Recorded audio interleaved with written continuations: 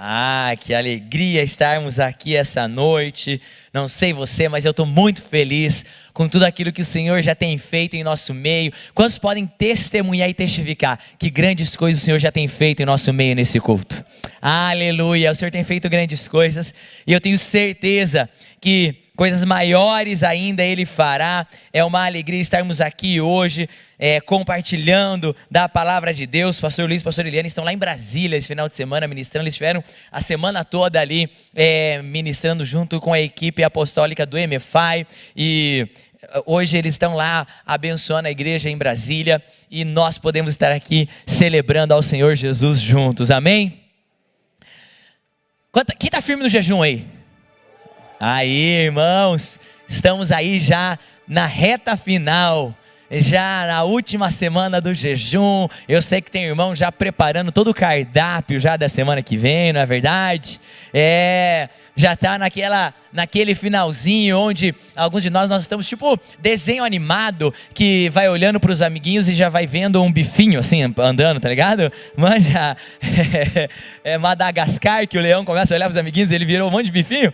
Então, tem irmão que já está assim, né? Vendo bifinho e doce em tudo quanto é lugar. Mas glória a Deus, graças a Deus nós temos o privilégio de jejuarmos como igreja todos os anos, de crescermos espiritualmente.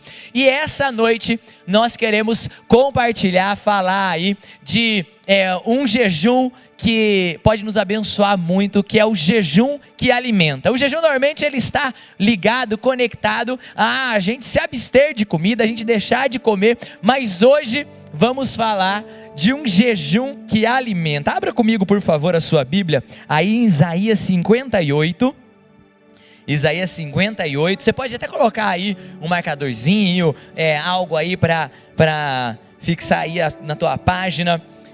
A gente vai voltar daqui a pouco para esse texto, Isaías 58, mas nesse momento nós vamos ler os versículos 8 e 9, então vamos aí de Isaías 58, versículos 8 e 9, que fala o seguinte: aí sim a sua luz irromperá como a alvorada, e prontamente surgirá a sua cura, a sua retidão irá adiante de você, e a glória do Senhor estará na sua retaguarda. Aí sim você clamará ao Senhor e Ele responderá, você gritará por socorro e Ele dirá: aqui estou. Pai, em nome de Jesus, hoje nós celebramos o privilégio de termos a sua palavra, Senhor. Nós declaramos que essa palavra é vida, que essa palavra é verdadeira, ela é fiel, a sua palavra é fiel, Jesus. Pai, em nome de Jesus, nós damos liberdade para que a sua palavra hoje possa nos tocar, possa gerar em nós aquilo que ainda não temos e remover aquilo que precisa ser purificado. Pai, em nome de Jesus, nós submetemos hoje a nossa vida à verdade da sua palavra, Senhor, e declaramos: a sua palavra é digna de ser cantada, falada, proclamada, Pai. Tu és aquele que era a palavra e se fez carne e habitou entre nós e hoje se move através do teu Espírito Santo. Por isso nós dizemos hoje, Senhor, a tua palavra tem total espaço em nossas vidas nesse culto. Se você crê nisso, diga amém. Amados, não sei se você percebeu, mas esse texto que a gente acabou de ler aqui em Isaías é uma coletânea de promessas, é uma coletânea de promessas tão preciosas, são promessas tão importantes que estão sendo feitas, e Deus está aqui trazendo através do profeta Isaías promessas que ele traria como resposta de um jejum. O povo de Israel aqui estava num jejum, e Deus vem e responde eles, falando o que seria o resultado daquele jejum. Eu até listei de forma mais clara aqui todas as promessas que Deus fez nesse texto que a gente acabou de ler. E eu gostaria até de a gente proclamar juntos, da gente ler juntos. Olha só, vamos ler juntos essas promessas que foram declaradas aí em Isaías 58. Repita comigo, vamos juntos, diga: a sua luz irromperá como a alvorada, sua cura surgirá prontamente, a retidão irá adiante de você, o Senhor estará na sua retaguarda, você clamará e o Senhor vai te responder. Você gritará por socorro, e Ele dirá: estou aqui ao seu lado. Quantos querem ver essas promessas se cumprindo na sua vida ao longo desse jejum? Quantos gostariam de ver nessa semana tudo isso se tornando vida aí para você? E veja, essas promessas aqui não são promessas aleatórias. Eu prego quase todo sábado ali para os jovens. Eu gosto sempre de falar muito para os jovens de que cada vez que a gente está lendo um texto bíblico, a gente precisa entrar naquele texto bíblico e entender tudo o que está acontecendo ao redor daquele texto que nós estamos lendo. E aqui, nessa situação específica de Isaías 58, é uma profecia dada a um povo que está em cativeiro lá na Babilônia. Eles já estão há cerca de 70 anos, o povo de Deus, vivendo no meio de uma sociedade estrangeira, no meio de uma cultura diferente. Eles são ali cativos naquela terra. Então, quando a gente vê essas promessas, a gente vê que não são promessas genéricas. Deus não rolou uma roleta das promessas lá. Ele falou: vamos ver o que eu tenho para dar para o povo hoje. Não, Deus está trazendo promessas que tem tudo a ver com o povo que está lá naquela situação. Sabe por quê, meu amado? Porque o nosso Deus, Ele conhece a nossa situação. O nosso Deus é um Deus pessoal. Ele tem o controle de todo o universo. Ainda assim, Ele conta os fios de cabelo da minha cabeça. Ele sabe a minha situação emocional. Ele sabe das minhas lutas. Ele sabe das minhas vitórias. Ele sabe das minhas dificuldades. Meu irmão, as promessas de Deus, o que Deus tem para fazer na sua vida é algo de forma pessoal. Ele está falando conosco hoje, como toda a congregação. Ainda assim, Ele é um Deus próximo para falar na sua realidade, na sua necessidade. Se você crer, diga amém. E é isso que está acontecendo aqui com o povo em Isaías 58. A gente vai entendendo esse contexto então, que eles estão nesse cativeiro. Eles estão há cerca de 70 anos nesse cativeiro, e eles estão no meio de um jejum, quando Deus está falando com eles no meio de um jejum. Agora, uma coisa interessante é o seguinte: eles faziam esse jejum 2 vezes por ano. Já estão há cerca de 70 anos.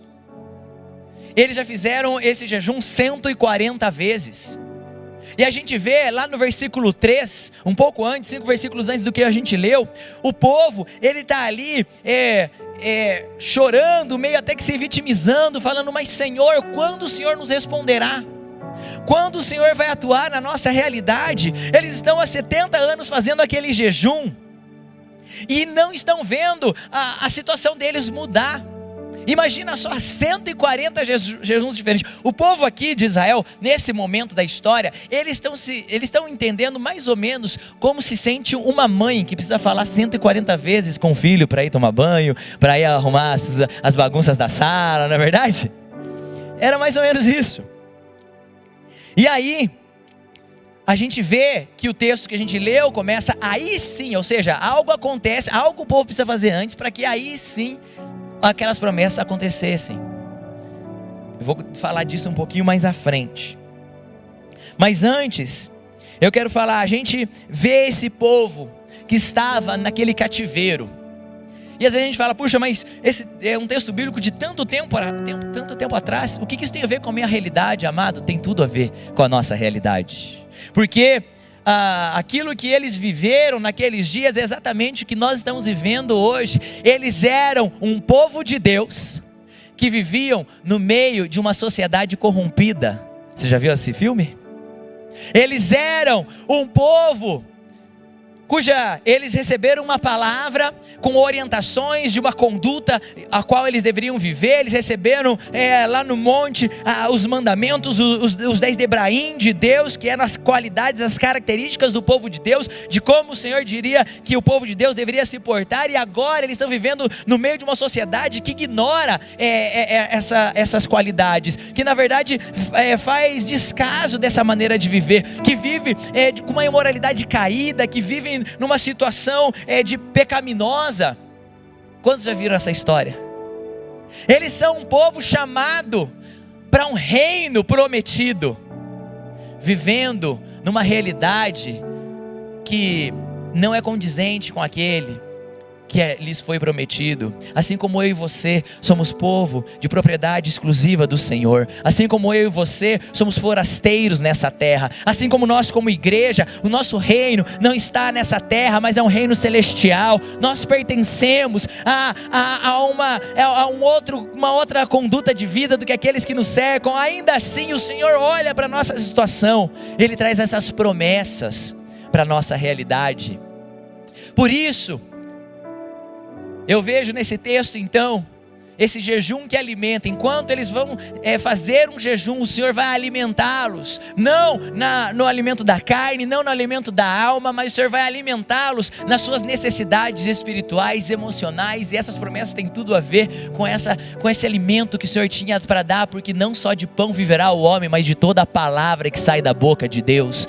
Eu quero te animar, irmão, nessa última semana de jejum, cada vez que apertar aquela vontade de comer aquela carne, de comer aquele doce, de talvez outra coisa que você incluiu no seu jejum, de se abster, e a alma começar a lutar, você vai olhar para a sua alma e falar: ok, aqui está uma ótima oportunidade, não só de pão viverá o homem, mas de toda a palavra que sai da boca de Deus. Senhor, manda uma palavra para o seu filho agora, fala ao meu espírito, me ministra agora, abre a palavra de Deus, começa a cantar um louvor, e o Senhor vai te visitar, e Ele vai te alimentar, Ele vai te alimentar. E essas promessas que o Senhor traz então para o povo, são promessas tão preciosas. Eu quero passar rapidamente por cada uma delas. Primeiro, tua luz irromperá como a alvorada.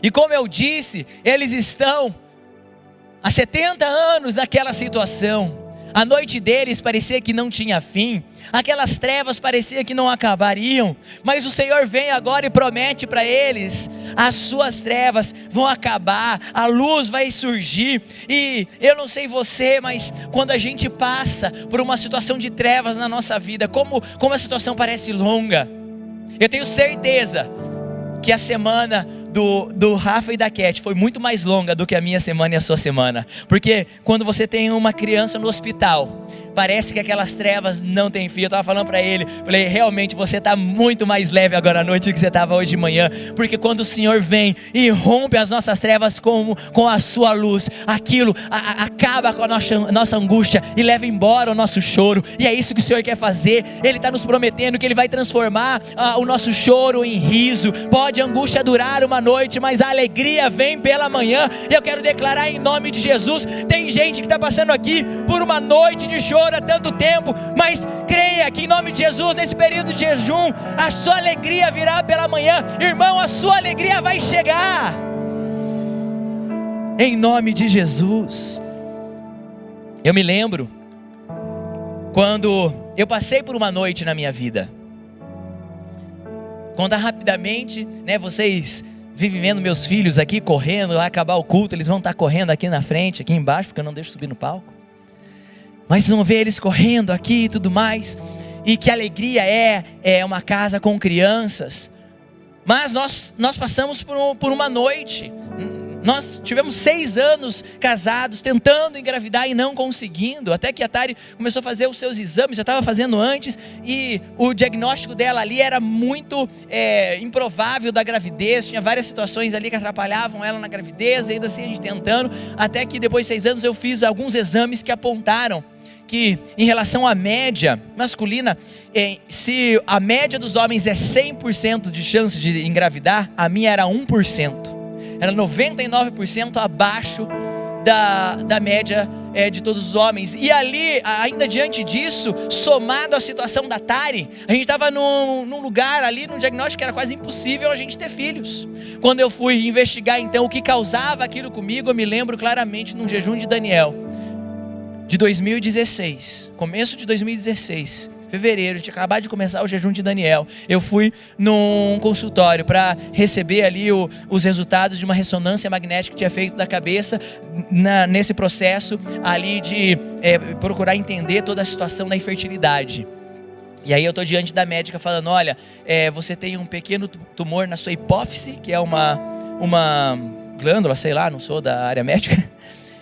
e você vai precisar tomar esse remédio aqui, era um remédio meio forte, vai precisar tomar por tanto tempo para controlar isso, para resolver essa situação, para depois disso você começar a fazer um tratamento para tentar reverter a questão da infertilidade, para daí então vocês terem possibilidade de engravidar. E já estava há tanto tempo, 6 anos casado, eu sonhava ter filhos, eu queria ter crianças em casa, e eu me lembro de estar naquela noite com o Senhor, orando e tentando entender, Senhor, onde está o Senhor no meio dessa noite? O que eu não sabia é que enquanto eu estava ali, recebendo aquele diagnóstico naquele consultório médico, a Tari já estava grávida e a gente não sabia. Naqueles dias de jejum Daniel, eu estava um dia numa outra igreja aqui durante a semana, numa reunião com os pastores jovens amigos meus, e a Tari me manda uma mensagem e falou: estou aqui fora, vem aqui falar comigo. Eu falei: meu Deus, ela tinha ido para um exame médico que não tinha nada, nem era obstetrícia, nada. Aí ela me entrega uma caneca escrito papai de primeira viagem. Eu falei: o que é isso? Ela falou: estou grávida. Eu falei: não tem como, você é louca, mulher? Eu falei: pronto, entrou, né? Pirou de vez. Ela falou: não, estou grávida. Amor, não tem como. Aí ela me entregou um papel que era ecografia, não entendi nada, era um monte de mancha ali. É para eu ver alguma coisa aqui? Ela é ecografia, tá aí o nosso bebê. Eu falei: amor, não tem como. Aí ela falou: eu já ouvi o coração da criança, porque ela já estava de 12 semanas. Porque como a gente não tinha chance de ter grávida, de engravidar, ela estava enjoando. Mas sei lá, era por algum outro motivo. Ela estava tendo todos os sinais de gravidez, mas a gente não temos como engravidar, então não é. E de repente, de forma miraculosa, o Senhor irrompeu a minha noite e trouxe alegria. Aleluia.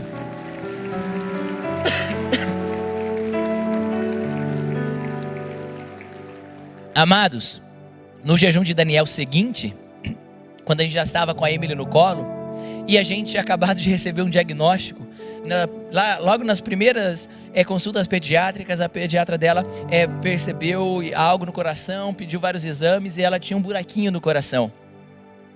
Você acha que eu fiquei preocupado? Falei: meu Deus, ele é especialista em acabar com as noites. Nessa eu nem perdi noite de sono.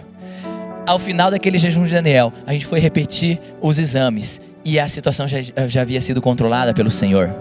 Por quê? Porque o nosso Deus, Ele é especialista em acabar com as noites. Se você está precisando que o Senhor venha restaurar algo, acabar com uma noite na sua vida, coloque isso em oração, creia, declare em nome de Jesus. É uma promessa para o povo que jejua. A segunda promessa: tua cura brotará sem sentença. Amados, nós precisamos crer nas curas do Senhor. Amados, a cura para o seu casamento, a cura para o seu relacionamento com seus filhos, a cura para a sua empresa que parece que não tem mais jeito, a cura para a salvação daquela pessoa por quem você tem orado, a cura do Senhor para as nossas situações, a cura do Senhor, amado. A promessa da retidão: a retidão irá diante de ti. E vamos pensar aqui essa promessa diante desse contexto de onde eles estavam vivendo. Eles eram um povo de Deus, vivendo no meio da Babilônia. Eles cantavam a palavra de Deus, eles proclamavam em voz alta a palavra de Deus, eles ouviam e meditavam na palavra de Deus, no jeito de Deus de se viver. Eles escreviam salmos declarando a palavra de Deus, os profetas estavam proclamando a palavra de Deus, eles tinham toda a orientação de como eles deveriam viver, de como eles deveriam adorar o Senhor, de como eles deveriam se portar. Mas quando eles botavam o pé para fora de casa, eles encontravam uma sociedade babilônica, fazendo de tudo errado, ignorando a presença do Senhor.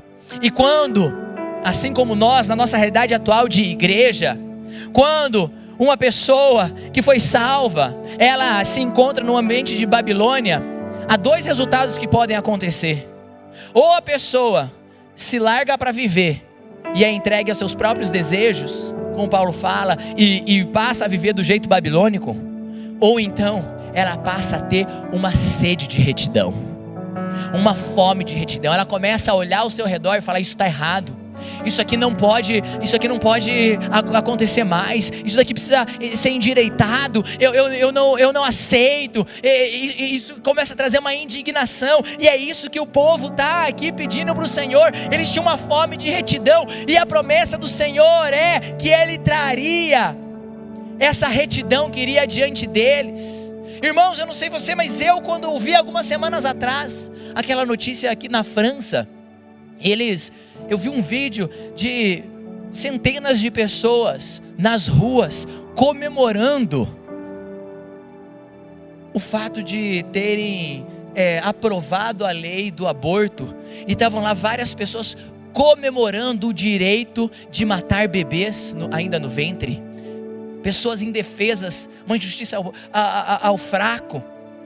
E quando eu vi aquilo, o que veio no meu coração foi uma fome de retidão, uma sede de retidão. Senhor, isso está errado, Senhor. Senhor, traz a sua retidão, Senhor, nos salva dessa Babilônia, Jesus, nos livra dessa Babilônia. E eu e você precisamos orar, eu e você precisamos clamar no nosso jejum, que o Senhor alimente essa fome, a fome por retidão. E assim, infelizmente, eu não tenho hoje influência, voz, para ir lá no governo francês e palpitar em algo para que seja mudado. Mas eu tenho influência, eu tenho espaço, eu tenho voz naqueles que estão ao meu redor, nos meus vizinhos, no comerciante do bairro que eu vou toda semana, nas pessoas que cruzam no meu dia a dia. E portanto eu posso trazer a retidão por onde eu passar, eu posso falar dos princípios de Deus, dos preceitos de Deus onde eu passar, eu posso expressar as qualidades bíblicas naqueles que eu posso tocar. E eu quero declarar, amados, que com isso a gente possa trazer a retidão onde nós estamos, onde nós vivemos. Nós somos a comunidade cristã de Curitiba. Vamos declarar que Curitiba será conhecida como uma cidade da retidão. Vamos orar novamente para que daqui da nossa cidade fluam rios que venham trazer justiça para todo o nosso país, como um dia já foi. Amém? Podemos e devemos orar por isso. Oh Jesus, a retidão irá diante de ti, a glória do Senhor será a tua retaguarda. E como eu amo essa promessa, a glória do Senhor será a tua retaguarda. Amados, isso aqui fala de que o que vai nos guardar, o que vai nos proteger é a presença do Senhor. Isaías aqui está fazendo uma alusão, uma referência para aquela nuvem da presença a qual eles já conheciam, porque o povo de Israel já ouvia a história de como a glória do Senhor, os mais velhos se lembravam de como a glória do Senhor era a retaguarda deles, porque aquela nuvem que enchia, que vinha até a Arca da Aliança no tabernáculo, enchia o tabernáculo com a presença de Deus. Era essa nuvem que nos dias de sol vinha e fazia uma nuvem de proteção e sombra para eles e protegia eles do sol escaldante. Era essa mesma presença, era essa mesma Shekinah que nas noites frias vinha como coluna de fogo e aquecia o povo para que eles não sofressem do frio. Irmão, o que você precisa para enfrentar as crises do seu dia a dia não é um salário maior, não é reconhecimento das pessoas. O que você precisa não é uma casa cheia de segurança. O que você precisa não são as coisas desse mundo. O que eu e você precisamos para guardar a nossa família é a nuvem da presença de Deus. É ela que vai proteger os nossos filhos, é ela que vai guardar as nossas crianças, é ela que vai garantir o nosso futuro. Ainda que eu ande pelo vale da sombra da morte, nada temerei, porque tu estás comigo. Declare isso na sua vida, amado. Se você tem enfrentado dias difíceis, se você tem se sentido amedrontado, faça como o salmista hoje e diga: ainda que eu ande pelo vale da sombra e da morte, nada temerei. Por quê? Porque a tua glória está comigo, porque a tua nuvem está comigo. Essa presença que enche esse ambiente, que enche o tabernáculo, que vem na Arca da Aliança, ela não foi feita para ficar aqui nesse templo, nesse salão, nessas paredes. diz: porque hoje nós estamos na nova aliança e o tabernáculo está aqui entre nós. Nós carregamos a presença de Deus com o Espírito Santo, e essa nuvem vai comigo, vai contigo, vai adiante de nós, e essa nuvem da glória é que vai nos proteger, que vai nos guardar para tudo que enfrentarmos nesses dias, amém? Irmãos, é isso que nós precisamos para enfrentar os nossos dias, a presença de Deus. A presença de Deus. Nós queremos ter esses encontros com a presença de Deus, porque é ela que nos guardará, é ela que nos guardará, é ela que vai alimentar a nossa fome de sermos guardados. Vamos buscar mais ao Senhor nesse jejum, para que essa presença nos enche e nos guarde. As duas últimas promessas, eu creio que a gente pode até colocá-las juntas. Você clamará e o Senhor vai te responder. Você gritará por socorro e Ele dirá: eu estou aqui do seu lado. Quantos querem sempre perceber o Senhor ao seu lado? Que promessas maravilhosas, não é verdade? Que promessas tremendas. Todas essas promessas falam de uma graça que acompanha o jejum. Todas essas promessas foram feitas pelo próprio Deus a um povo que jejua. Agora, pastor, você falou lá no começo que eles já estavam jejuando há bastante tempo. O que faltava para eles? O que será que faltava para eles? A gente vê no versículo 2 de Isaías 58, você pode ler depois com mais detalhes em casa, mas o próprio Deus diz que enquanto eles jejuavam, eles procuravam Deus dia e noite. Isso fala que eles jejuavam com paixão, não faltava paixão no seu coração. O mesmo versículo 2 diz que eles tinham prazer nos caminhos de Deus. Isso fala que eles andavam na verdade, não faltava preceitos da palavra para eles. O que então estava faltando? A gente não precisa tentar adivinhar. Vamos para o texto bíblico, abre comigo aí no versículo 6 de Isaías 58. E Isaías 58, do 6 até o comecinho do 8, diz o seguinte: o jejum que desejo não é este? Soltar as correntes da injustiça, desatar as cordas do jugo, pôr em liberdade os oprimidos e romper todo jugo? Não é partilhar sua comida com o faminto, abrigar o pobre desamparado, vestir o nu que você encontrou e não recusar ajuda ao próximo? Aí sim, e aí vem aquelas promessas que a gente acabou de ler. Aí sim, romper com a alvorada, e aí por aí vai. Então, o que faltava a eles era fazer um jejum que alimenta o próximo. Porque, amados, o erro que o povo de Deus caiu naquele momento, é que eles estavam tão preocupados em se fechar no meio da Babilônia, em guardar a presença, buscando o Senhor dia e noite, em guardar a palavra, andando nos caminhos, que eles ficaram tanto olhando para si, que eles pararam de olhar para fora. E eles pararam de olhar a necessidade que estava fora. E o texto de Isaías 58 então fala inclusive do forasteiro. O forasteiro ali, o termo original é aquele que não é judeu. Ou seja, Deus estava tentando para que eles abrissem os olhos para a necessidade, para os pobres e necessitados da terra que eles estavam vivendo. O lugar ao qual os rejeitava, ainda assim eles deveriam, ainda sendo rejeitados por aquele povo, eles deveriam ser aqueles que abriam os olhos e atenderiam a necessidade daqueles que tinham ao seu redor. Irmãos, eu creio que o Senhor, Ele quer liberar eu e você para tomarmos uma postura nesse jejum, de não só buscarmos um jejum que alimenta as nossas necessidades emocionais, as nossas necessidades espirituais, mas nos aplicarmos num jejum que alimenta a necessidade daqueles ao nosso redor que estão precisando. Esse texto de Isaías 58, esse mesmo texto aqui, o versículo 8, que a gente acabou de ler agora, que está na tela, ele foi citado por Jesus. E sempre que um texto do Antigo Testamento é citado por Jesus, a mim me leva a olhar com mais atenção, por que Jesus citou ele e o que Jesus esperava. E Jesus cita esse texto aqui lá em Mateus 25. Em Mateus 25, o capítulo é dividido em 3 momentos, e todos eles estão apontando para a volta de Jesus. Jesus, ele usa 3 histórias para falar da sua volta, para falar do grande dia, para falar daquele dia em que eu e você, todos nós estaremos diante de Deus prestando contas.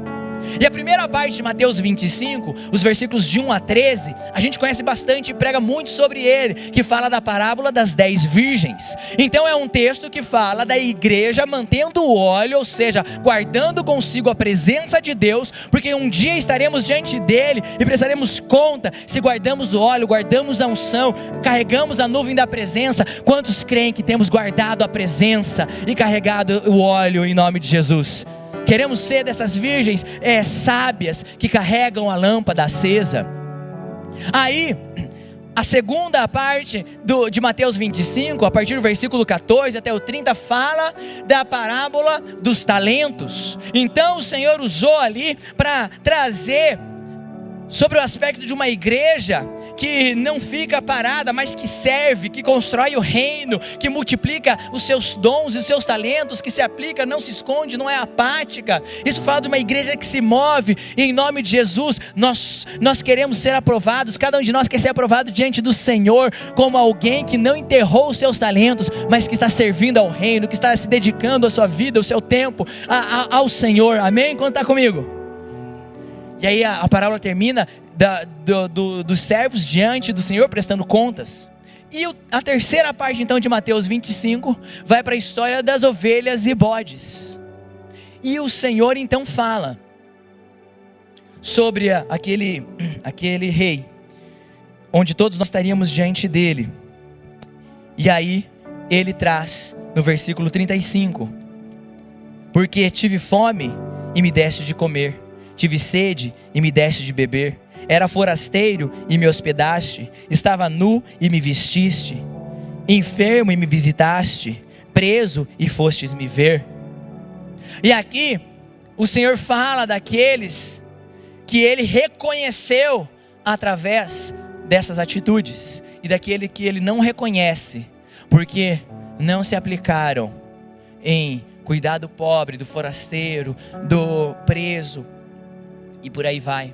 Então ele traz o texto de Isaías 58 para expressar, assim como ele trouxe lá o texto bíblico em Isaías 58, que eles buscavam noite e dia, tinham paixão, andavam na palavra, era uma igreja que se movimentava, mas faltava alimentar aqueles que estavam ao seu redor. E amados, talvez você possa parar e perguntar, mas por que Jesus estava tão preocupado com a necessidade do pobre?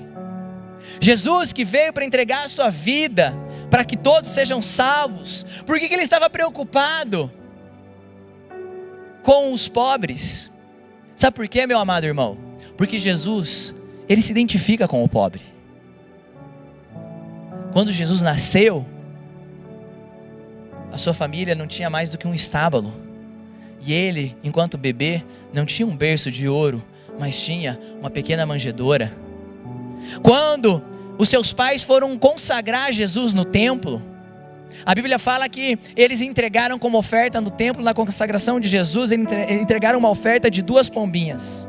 E quando a gente vai lá para Levítico 5, a gente vê as orientações dessa oferta no templo na consagração. E o texto bíblico é claro em Levítico 5 que deveria ser entregue um cordeiro ou um novilho gordo. Porém, se a família não tivesse recursos, se fosse uma família pobre, poderia entregar uma oferta de 2 pombas. E essa é a oferta que a família de Jesus tinha para entregar. A gente vê que Jesus, quando ele vai se descrever, vai falar sobre ele mesmo, lá em Lucas 9:58, ele diz: as raposas têm suas tocas, as aves do céu têm seus ninhos, mas o Filho do Homem não tem onde repousar a cabeça. Quando ele vai entrar na cidade, ele entra num jumento emprestado.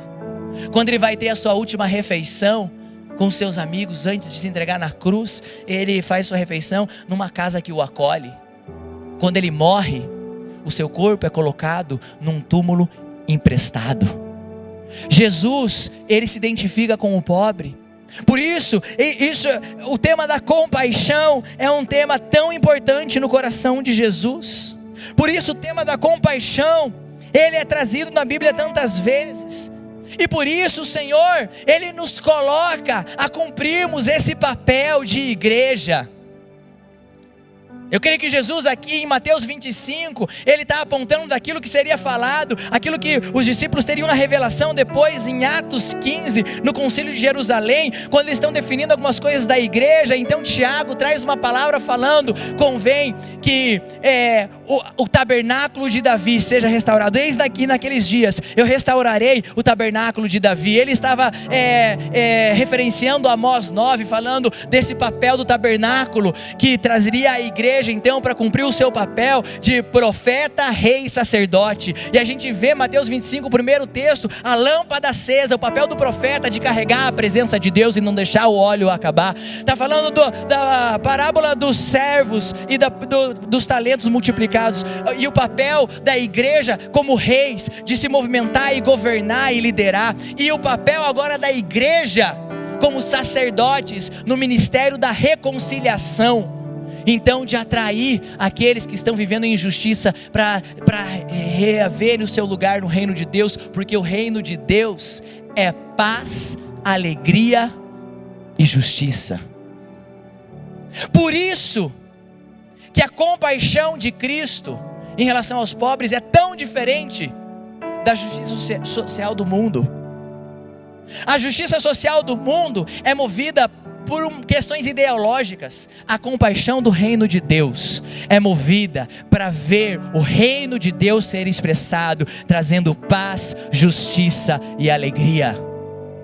Mas pastor, como? Há algum tipo de injustiça? Há muita injustiça, meus irmãos. Há muita injustiça quando uma criança de 12, 13 anos é um analfabeto disfuncional. E algum lado poderia falar: isso é culpa do sistema que promove esse tipo de situação. Outros poderiam falar: não, isso é um problema de famílias estruturadas. Mas todos nós podemos concordar que a culpa não é daquela criança.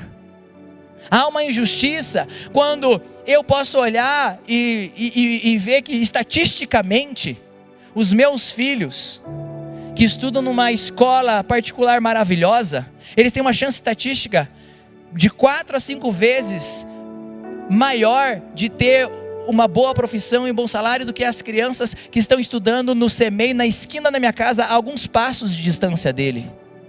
Há uma injustiça. E eu e você precisamos entender então o coração de Jesus, aquele que é o justo juiz, aquele que quer trazer a justiça para nossas situações emocionais, para nossas situações espirituais e também para as nossas situações naturais, porque como diz Efésios 1:10, que esse é o segredo da vontade de Deus, que todas as coisas sejam convergidas em Cristo, naturais ou espirituais. Então, nós não nos moveremos em culpa, porque quando eu me movo em culpa, eu vou atender as necessidades por culpa. A culpa passa, irmão, e eu paro de me mover. E vou então me mover porque estão fazendo muito barulho e eu não quero parecer omisso, mas quando o barulho passar, eu não me moverei mais. Mas quando eu me movo, porque eu entendo o coração de Cristo, eu entendo que isso é uma prioridade para Jesus, e eu faço para estabelecer o reino de Deus, que é justiça, paz e alegria. Isso eu estou fazendo na palavra de Deus. Os céus e terras passam, mas a palavra de Deus não passará. Amados, por isso eu creio que nós precisamos nos movimentar para esse jejum que alimenta a necessidade daqueles que estão ao nosso redor. É por isso que eu sou tão feliz, eu tenho uma alegria tão grande de ter sido salvo nessa casa, porque Jesus poderia salvar a mim e a minha família com muitas igrejas, na verdade. Estou vendo meu pai e minha mãe aqui, mas como Deus é maravilhoso e salvou a gente aqui nessa casa, na verdade. Sabe por quê? Porque nessa casa que a gente viu o Senhor atendendo tantas necessidades.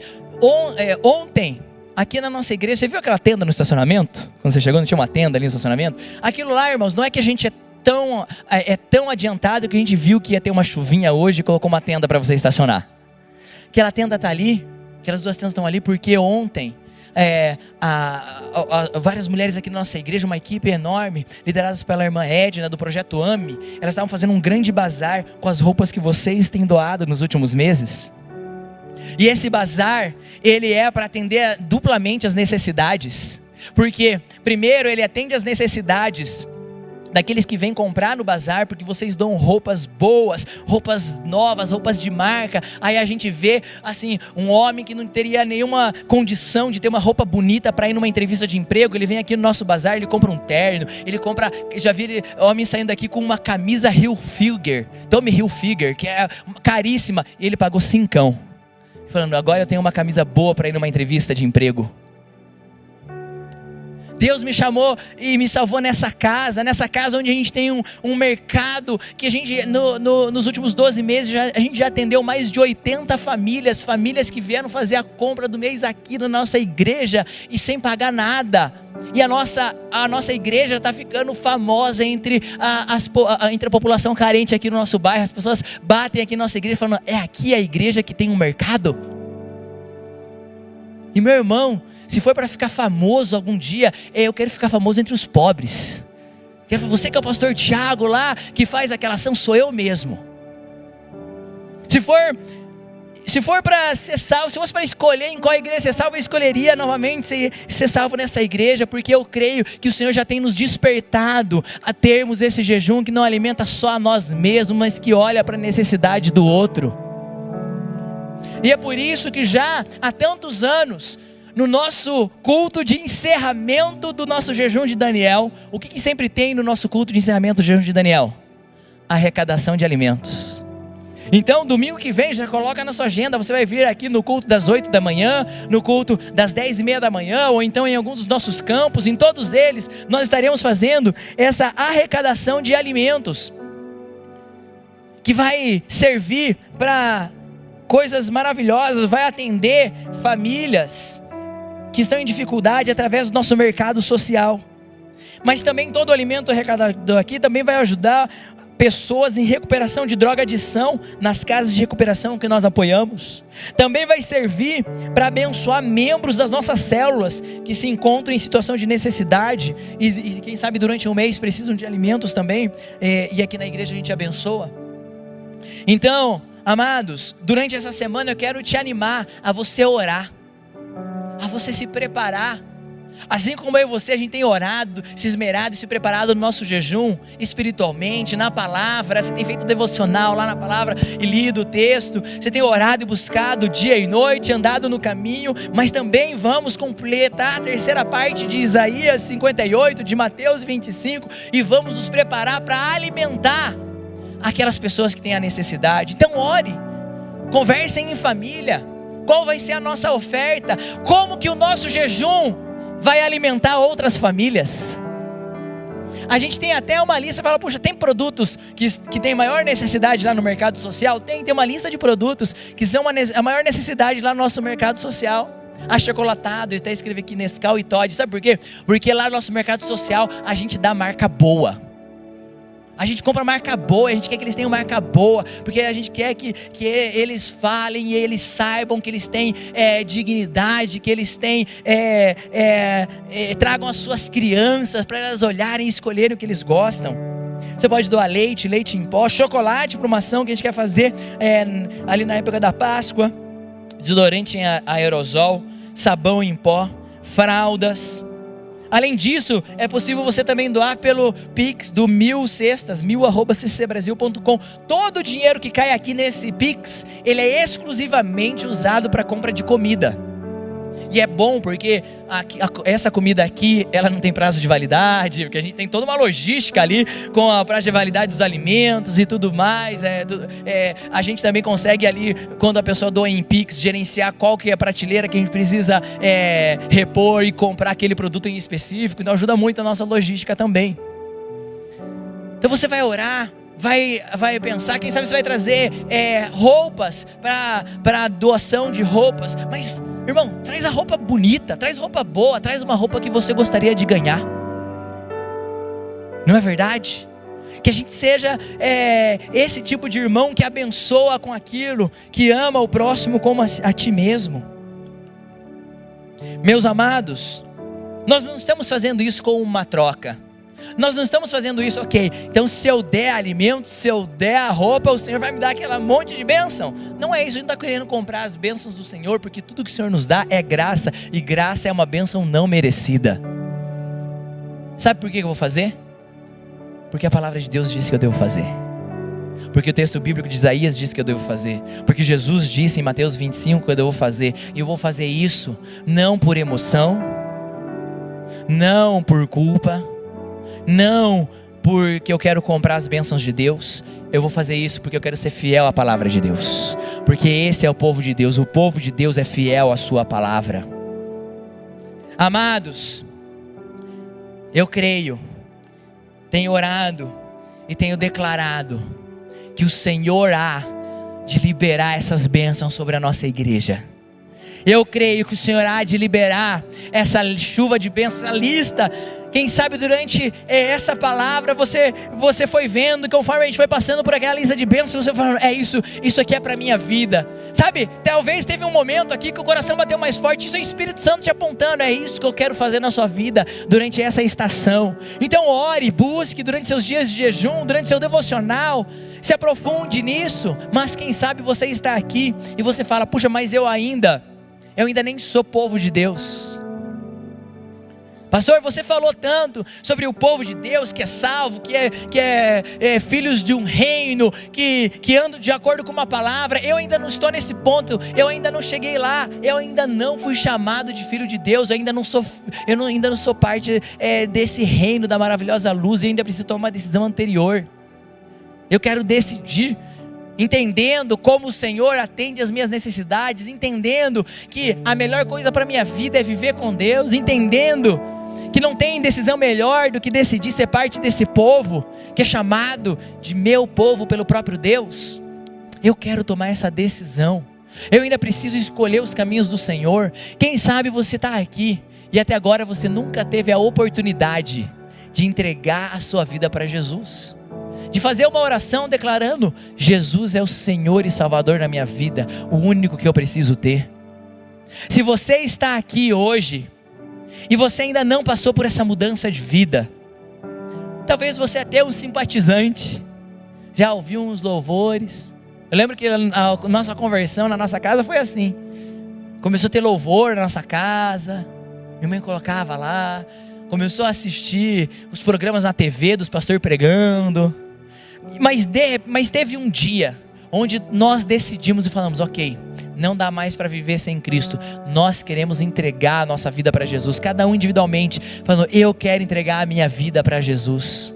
E talvez esse é o seu caso hoje, você até gosta da presença, mas ainda não tomou a decisão definitiva. Hoje é seu dia, amado, não deixa para amanhã, não deixa para depois. Quem sabe você está aqui e você já andou nos caminhos de Deus, você já foi alguém que andou, que deu frutos, que multiplicou os talentos, que teve a sua própria lâmpada, mas ela se apagou, mas o talento ficou enterrado. E hoje o Senhor te chama pelo nome e fala, hoje é o seu dia, filho, de você voltar para a casa do Pai. Hoje é o dia de você levantar do seu lugar, cair em si e vir novamente para os braços do Pai. Eu creio que hoje também é o dia de alguém aqui que estava afastado dos caminhos de Deus, toma uma decisão pessoal dizendo, basta, eu não quero mais andar longe de Jesus, eu decido voltar para os caminhos do Senhor.